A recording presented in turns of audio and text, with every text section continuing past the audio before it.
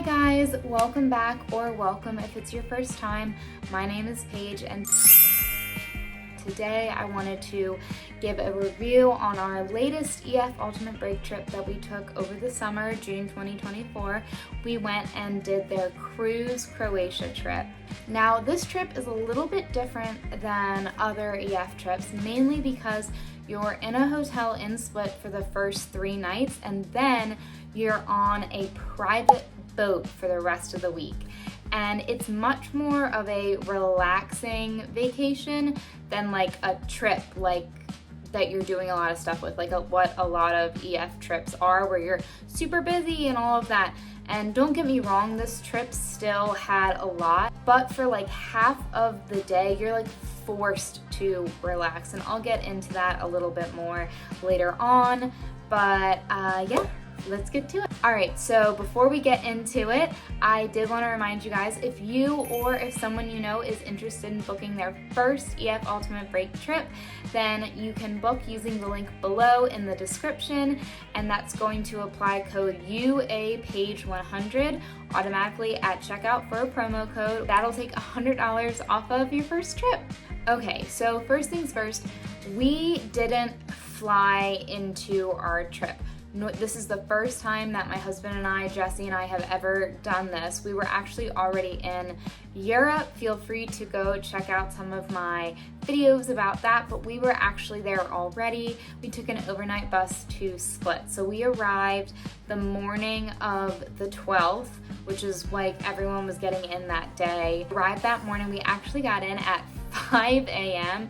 We Ubered to the hotel, and the hotel was literally so accommodating. So we get in at 5 a.m., we get to the hotel and we're like, hey, we're with EF Ultimate Break, everyone's arriving today. Is there any chance that you have any room available? Like, we were just on an 8-hour bus, we're exhausted, like we smell for sure. And the person at the front desk said, actually we had 2 cancellations yesterday and we will let you take one of the rooms, you can get in early. And y'all, it ended up being a suite, like a full suite. I don't know how we lucked out with that, but we were able to get in, shower, do some laundry, like laundry in the tub. But that's the realities of traveling sometime, because I am not gonna pay like $7 a shirt, and we had a lot of laundry to do, so that just wasn't in the budget. So we did laundry, we showered, and then we passed out for like 7 hours, and then all of our friends started arriving at like 3 o'clock, because you have to obviously get in, and then generally you wait for a group of people who are all getting in around the same time, and then you take a transfer over to the hotel, which EF arranges all of that. We stayed in Hotel Mondo. It kind of looks like a prison on the outside. I definitely felt like when we pulled in, I was like, where did EF put us? But the inside was super nice. It was really clean, no complaints. The staff was wonderful. The breakfast was good. Yeah, anyway, all of our friends got in. We were so excited to see everyone. A lot of these friends, it was their first EF trip. Next, we had our welcome meeting, where our amazing tour guide Ivana kind of just gave us like a rundown, a brief overview of everything. And then we all got into our private transfers and we went to our welcome dinner. Welcome dinners are included in every single EF trip. So it was a 3-course welcome dinner with drinks. And after that, we did like a very quick walking tour of Split. We were gonna have a more intensive one the next morning, but this one was just at night, just to kind of show us where everything was, so we'd have some frame of reference. We got gelato, of course, because you're doing Europe wrong if you don't get gelato at least once a day. So, you know, European summer tip number 1, always get gelato at least once a day. Anyway, so we did that, we got gelato, and then we went home. And a tradition that Jesse and I really like to do is the first night of every EF tour, we get a drink at the hotel bar. So we did that with our friends. We literally couldn't believe we were there. And then we went to bed because we were waking up the next morning to have our walking tour of Split. So our walking tour of Split, we woke up, we went down and had breakfast. for every EF Ultimate Break trip, all breakfasts are included, so we had that. And then, of course, it was sunny, but it started raining, so we did have to endure the first bit of our walking tour in the rain. We all kind of put towels and umbrellas over our head. We made the most of it. It was a lot, but we didn't get rain for the rest of the trip, so you know what? I will take that. So we had our walking tour with our amazing tour guide, Susie, and then we had like an hour, maybe 30 minutes actually, to get a quick bite to eat, use the bathroom, and then it was time for EF's optional excursion through EF Ultimate Break. You would book this through them to the national park to go see these gorgeous waterfalls. I'm not going to try to pronounce it because y'all know I just can't. I'm terrible. Speech therapy did not work all the way on me apparently. So we went to the waterfalls, and that's like an hour, I want to say, drive. So we all got on our private coach bus. We went to the waterfalls. We walked down. It's like maybe a 20-minute walk. It's not like heavy duty or anything like that. And then we had some time to hang out at the waterfalls. There was some shops and restaurants at the bottom. And then of course, it started raining again because this was the only day we got rain, so it just had to keep coming down. So that shortened kind of the amount of time we spent down there. But then we had, for some reason, they said it was gonna be like a 20-minute walk up back to the buses. It took us like less than 10 minutes. So I don't know if there was a different way or we just took a shortcut, like I don't know, but it took us about 10 minutes. We all got on the bus, and then they took us about like 15 minutes away and went to like a private beach. And so we all kind of, as a group, that was like our first kind of big hangout spot. So we all got to swim in the water for a little bit, hang out. The guys tried to compete to see who could get the biggest rock. That was really fun. For some reason, TikTok really loved that. And then Ivana treated us to a little gelato that's like traditional in Croatia as our first kind of Croatia treat. And then we got on the bus back. I think about 10 of us decided not to do the first optional excursion that Ivana, our tour director, coordinated, and that's a home-hosted dinner. So we decided not to go. We ended up going to get dinner at Olive Tree. There was another place we want to go to, but like it was packed, but I will tell you about that later because we did go there another time. So we went to Olive Tree. The food was so good. We met up with the other people on our trip that weren't at the dinner, and we went and kind of walked around to see some of the bars and got gelato again. And yeah, it was just a really nice way to kind of start hanging out with everyone beginning of the trip. All right, so our next day in EF Ultimate Breaks Cruise Croatia trip was the day that we were going to take a trip to Bosnia. This is the other optional EF excursion that you would book through EF.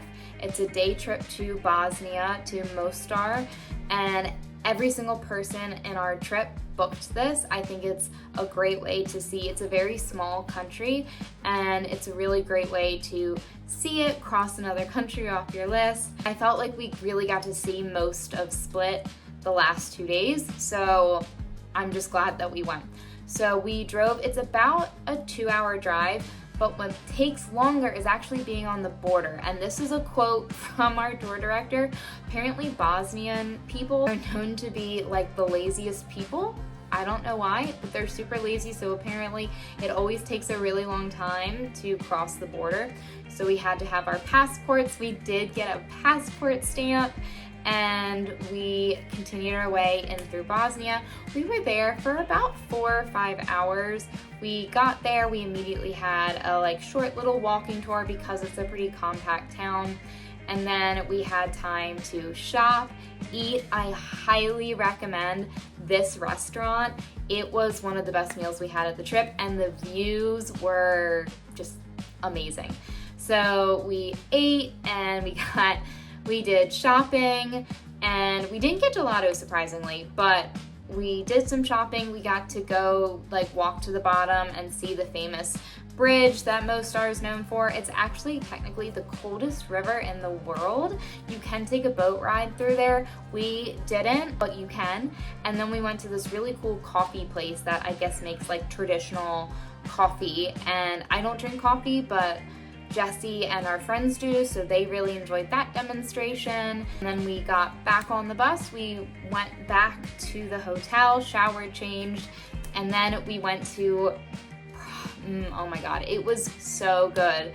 It's this restaurant and it's small, but go there or early or be willing to wait or ask if they can seat people inside, because that was what happened to us. They were like, oh, we're full. And then they like paused for a second and they were like, oh, well, would you eat inside? And we were like, yes. So we went inside and we ate, and it was so good. Cannot recommend it enough. One of the best meals of the trip. Lots of seafood, just anyway. So we did that. We got gelato because, you know, had to have one every day. And then after that, we went to bed because the next day we were going to be waking up and we were going to get on our private boat. Okay. So the next day we woke up, we packed everything up, and we first had breakfast. Then we took all of our stuff to our boat and we dropped all of our stuff off, but our rooms weren't ready. They were still cleaning. This was at like maybe 8 o'clock, 9 o'clock. We dropped all of our stuff off. Then we had about 2 hours to do whatever else we wanted in Split. So I think we might have gotten gelato, and we walked through kind of the open air market. We got water shoes. They were like 10 euros each because there was some rocky swimming, and Ivana recommended that we get them. I think it was worth it to get it for, 10 euros. We hung out, and then we went back on the boat. And once everyone was back around 11 o'clock, we had our welcome drink, welcome treats. We played some games. We had, we met our crew. And then around noon, once we started sailing, we had our first included lunch. And that's another way that this is different. This is a different trip than other EF trips, is once you're on the boat, all of your lunches are included in addition to breakfast. And then you also get, I think it was 2 more dinners, and then our farewell dinner. So that's 4 dinners, like 7 lunches, and I think 10 breakfasts. So it's a lot of food included. I know it is a bit pricier of a trip, but I do feel like you get a lot for your extra money, so it makes it worth it. So what a lot of people are probably wondering is, how did you decide what room you got on the ship? So it was a lottery system. People just kind of put their names in a hat. People chose out like your groups. I will say the couples weren't part of that lottery because all of our rooms only had 1 bed.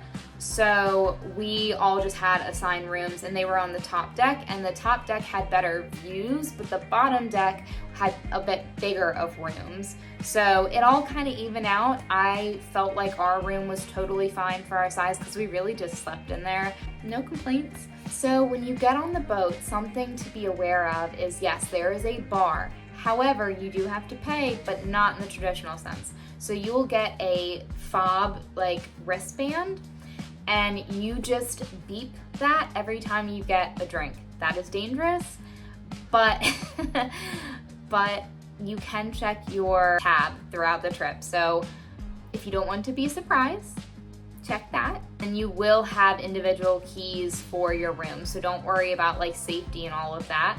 Something that I found interesting is you do actually have to walk through other boats sometimes to get to your boat, because it's just how those boats dock. So that's why it's really important to put anything that you are worried about in the safe. Lock your door, lock your, belongings in there.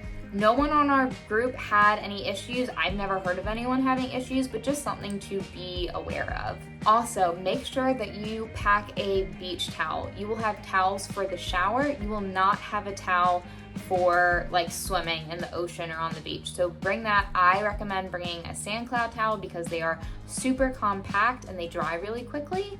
Bring books, bring games, like card games, all of that to be able to enjoy on the boat. And you know, I would get sunscreen while you're over there because you're definitely gonna need it. I would pack,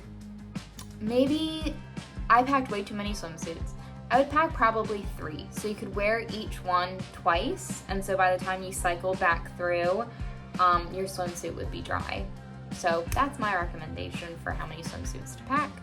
I like bringing like button-ups like this, double as like a layering shirt in addition to cover-up. So recommend doing that. I only packed, granted I was gone for a month, but I only packed in a carry-on in my backpack. I packed sneakers, and I packed like white sneakers, and I packed my Tevas, and I don't feel like I needed to have more shoes because the Tevas are okay with water stuff, and the sneakers were good for like if I needed to do like heavy duty walking, but it was honestly so hot that I pretty much wore my Tevas every day. After that, we had lunch. We had our first swim stop. That's another thing. We got to do swim stops every day. And after we had our first swim stop, we showered. We went to the island of Hvar. That is not the first island that's on the itinerary, but because of port issues and docking and all of that, it all is you gotta be flexible. So we ended up doing Hvar first, which I'm actually really glad because it's a much more lively island than what we were gonna see beforehand. So at the beginning of the trip, you're a lot more awake and down to do stuff because I feel like by the end of the trip, you're really tired. So I enjoyed it, and we got a little walking tour of Hvar, and then we got to get some food with some friends. We walked up to the Spanish fortress, and I have to say that is like the #1 thing I would recommend doing when you're in Hvar. So I know that you can walk up and you can pay to get in. I think it's like 10 euros, but then you can get the exact same view if you just go and walk the dirt path right in front of like the fortress wall, and a ton of people will be there, so don't think that it's going to be hard to find. And you can see the view. It is spectacular. It's absolutely worth it, especially to see the sunset. Also, if you're interested, there was no labeled street sign that I could see or find, but this is a really popular spot in Hvar to get pictures at. I'm sure you've seen it on social media, and I promise you, walk around, you'll find it. Hvar is a pretty compact city. I wish we had more time in Hvar. We just had that one night, but I loved it. We did Spanish Fortress, then we came down and we went back to the boat. We hung out for a little bit, and then we were all gonna meet Ivana at a local like bar club thing. So we all went in, we got welcome drinks, welcome shots. I didn't take it because I can't take shots. I know, sue me, but Jesse was happy because he took mine. Hung out there for a few hours, and then there was another like super ritzy, fancy club that you could pay. I think it was like 50 euros to get in. We did not do that. We were already so tired, and you could literally see it from our boat. So I'm like, it's not like you were getting like a different view or anything. So some people went, we did not. We went to bed, and by that point it was like 1 a.m. So yeah. All right, so before I start telling you guys about the rest of the trip, I did want to go over our daily schedule. So the way it works is around 6 a.m. every day, you guys start sailing. Don't worry, like we didn't wake up to it. You're usually so tired. So you start sailing. Breakfast is from, I believe, 8 to 9 roughly. And then you'll sail until like 10, 10:30, 11. You'll have a swim stop for an hour or two. And then around 12:30, you'll have lunch. And then you'll have lunch from like maybe 12:30 to 1:30. And then you can shower, get ready, and then you dock in a new port, maybe around 2:30, 3 o'clock. And then you'll go have like a little walking tour and then have the rest of the night free. Okay, so our next day in Croatia, left Hvar and we went to Mljet, I believe is how you say it. It was gorgeous. Now there's not a lot going on. It's tiny, but it was gorgeous. We went to the national park. That's included with EF, so you don't have to pay anything extra. We had a little tour of it. You could rent kayaks, you could bike, you could just swim. We decided to swim, and then in our national park entrance ticket, you can get on a boat and go to this cute little island. So we did that too, and that is where I discovered literally the most delicious ice cream I've ever had, and I'm really mad at myself, and I want you to learn from my mistakes, because I thought it was a European ice cream. No, it was a Croatia ice cream you can only get in Croatia. I looked it up. It is called the King Ice Cream Bar, and the salted caramel flavor. If you like salted caramel, even if you don't, try it. I promise you it's life-changing. And can you send me some, please? I'm not joking. So we did that and we swam. It was gorgeous. And because there's not a lot going on in that city, we had our included captain's night dinner with the white party. I'm sure if you've looked at EF's pictures of Croatia, you've probably seen pictures of this. Everyone dresses in all white, and it was actually two people's birthdays, so we had one of our included dinners on board. We partied, we drank, we played games, and we just in general stayed up way too late. But it was a lot of fun. We had a really good night, one of my favorite nights on the trip for sure. All right, and then the next day we woke up and we were heading to Dubrovnik, aka King's Landing from Game of Thrones, if you're into that. We had our, same schedule, breakfast, swim stop, lunch, docked in Dubrovnik. Now here's something that's a little different than what you'll see on the website. So on EF's website, it has an extra port and only 1 day in Dubrovnik. Now something they are toying with is giving you 2 nights in Dubrovnik, because all of the feedback they kept getting is you're not getting enough time in Dubrovnik. There's a lot to do. That's something that's a last minute thing. You won't know about it ahead of time, so don't depend on that happening. But we ended up doing that instead of the other port because according to our tour director, it was very similar to Mljet, where there's not really anything going on. So we stayed in Dubrovnik 2 nights. So we went out, we had a walking tour, and I'm gonna be real with you, this was the most boring walking tour. I don't know, I think it was who the walking tour, like the local guide was. It was just, it was really boring, and it was really hot. Dubrovnik is hot, and because of the walls, there's not a lot of breeze. It's a lot. In between the walking tour and the Game of Thrones tour, we went to this little cave bar, wine restaurant. It was really cute. Ivana recommended it, and it's worth seeing. And then we had our Game of Thrones tour right after that. That's another extra excursion that your tour director is going to organize and give you the option to do. We did that because we love Game of Thrones. That was about 2 hours. It was worth it. Honestly, it was so gorgeous. I felt like we saw and learned more about Dubrovnik in that tour than we did in the walking tour. So I would definitely do that if you guys, even if you're not a huge Game of Thrones fan, I still really enjoyed it. We did that. We got gelato because, again, had to have one today. And we just kind of walked around, I don't think we did any shopping. I didn't buy anything, but we did walk around. And then we went back to the boat because we were gonna have another included dinner. So that was nice to not pay for dinner in Dubrovnik that night, because Dubrovnik is pricier than the rest of Croatia. So just be prepared. And honestly, it was my least favorite food that we got in the whole country. I don't know why, but it just, maybe because there's heavy tourism, so I don't know, but I just felt like the food in Dubrovnik was not as good as the rest of Croatia. Anyway, so we did that. Some people went out. We decided to stay in and have drinks with some people at the boat. So then the next day, our second day in Dubrovnik, now a lot of people slept in because they went out. We decided to wake up at 5 a.m., get an Uber into the city by 6, and we explored the Game of Thrones locations that we went to yesterday, and we went to this other really cool spot called Hotel Excelsior. It's not technically part of the hotel, but it is kind of in front of it, and we went to this really cool pool. If you're interested, check out my Instagram and you'll see the directions for how to get to that location. Anyway, we were up and we explored Dubrovnik in the like early morning hours from like 6 to 9. So worth it. So worth it. It wasn't hot. There was like barely anyone awake.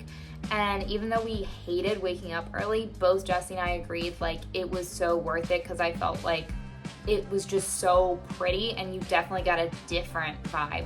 One thing that I wish that we had been able to do, but they were closed, and I saw on social media, sometimes you can find an open door, but we were honestly so tired, so we gave up. But I do wish we had seen the Booza bar, but maybe you'll learn from my mistake and you'll do that. But anyway, so we did that, we got breakfast, and then Jesse needed to do laundry. So we did laundry, we went back to the boat, and literally Jesse and I were the only two people who elected to eat our included lunch. So we literally were just the two of us, had our lunch served. It was so good. And what's funny is everyone we talked to after this said that they wished that they had come back to the boat because the food they ate for lunch was not very good. And I was like, you live and you learn. So that's your PSA for that. So anyway, we had our included lunch at our second day in Dubrovnik. Something else I wish we had done, I don't necessarily feel like we needed to walk the city walls, but I wish we had taken the sky car up and seen Dubrovnik from above. We just ended up not having a lot more time. We were tired. We really wanted to relax after an early morning, but that's something that looked like it was really pretty and worth seeing. So I would recommend doing that even though we didn't. So we had our lunch. A bunch of people came back because they were like, it's so hot in the city. And everyone showered, got ready, and then we went to this place that Ivana had recommended and met us there. She had made reservations. So cute. Definitely recommend. It is pricey, but Dubrovnik's more expensive than the rest of Croatia, so that wasn't too surprising. You should go. You should go. That's all I'm gonna say. And then we went out with a group of people to go shopping, and we had dinner at this place, and yeah, it was like really chill. We could have gone out that night, but we were planning to go out the next night. So we decided to stay in because we were so tired and hang out at the boat with some friends. All right, so the next morning we left Dubrovnik and we went to set sail to go to Korcula. Korcula is so cute, so cute. It still has very small town vibes, but it was so pretty and picturesque and just, yeah. Every stop was my favorite stop except Dubrovnik, so I don't know. Anyway, so we had our normal routine. We had, breakfast, swim stop, lunch, dock in our next port. And so we got to Korcula. We had our little walking tour. It's very, very small, so the walking tour is only 20-25 minutes. The tour guide was hilarious. I don't remember her name, but she did not disappoint. So, and it's supposed to be a really, really safe town. I felt really safe. Everyone remarked that it just, yeah. So it felt super safe. There's also a ton of mega yacht, private yachts. So that was really fun to watch. So we had our walking tour, and then we actually had our third and final optional excursion that your tour director can coordinate. This was to a local vineyard, about a 15-minute drive from the downtown, old town of Korcula. We went to the vineyard, and it was, I believe, 40 euros. We went and there was a little bit of appetizers. We tried, I think, 4 different wines. People could buy bottles if they wanted to. It was just, yeah, it was really nice. And you got to take some pretty pictures and see kind of the countryside of Korcula. And yeah, we had a really nice time. After that, we came back. We walked around, we did a little bit of shopping because it's super affordable in Korcula, so I would recommend doing shopping there. And there's a lot of cute little artsy stores, so I would highly recommend it. After that, we went to this bar called Massimo.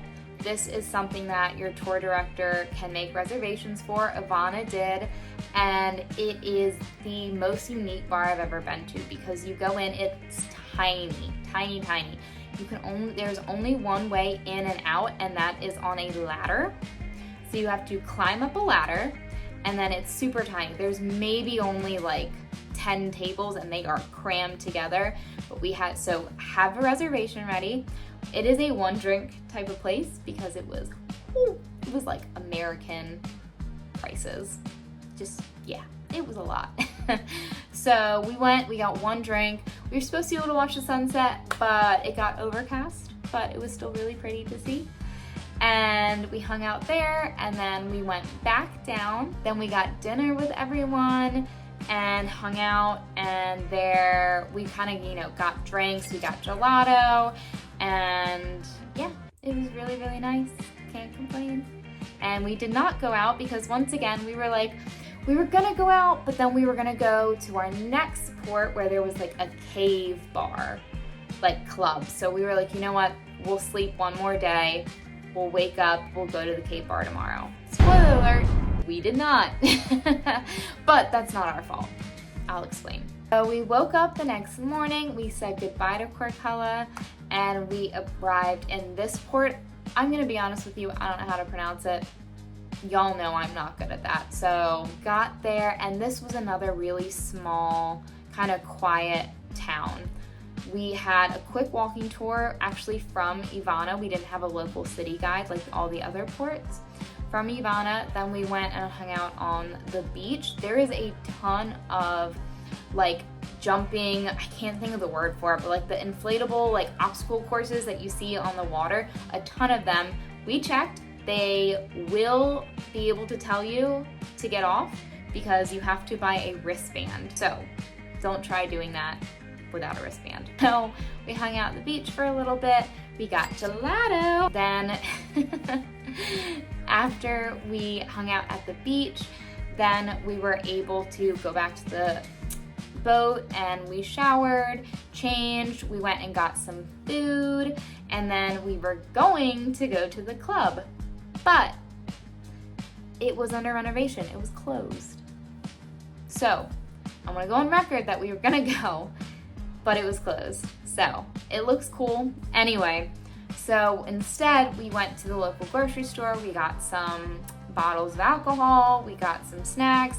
We went to another beach that was like on the other side of the port where actually the cave bar was. So if you don't know what I'm talking about, walk towards the Ferris wheel and then turn right. So you're gonna keep following the water, and then you're gonna get to another beach. We sat on these beautiful cliffs and we watched the sunset with some drinks. And then because the big club was closed, we went back to the boat because, that's apparently our MO. Played a bunch of games. It kind of felt like it was really becoming a reality that the trip was gonna end soon. So we hung out for a long time. We played cards and just hung out. It was really nice. We'll let you know you cannot bring outside alcohol on the boat. We did, but it was when the bar closes around like 9:30, 10 o'clock.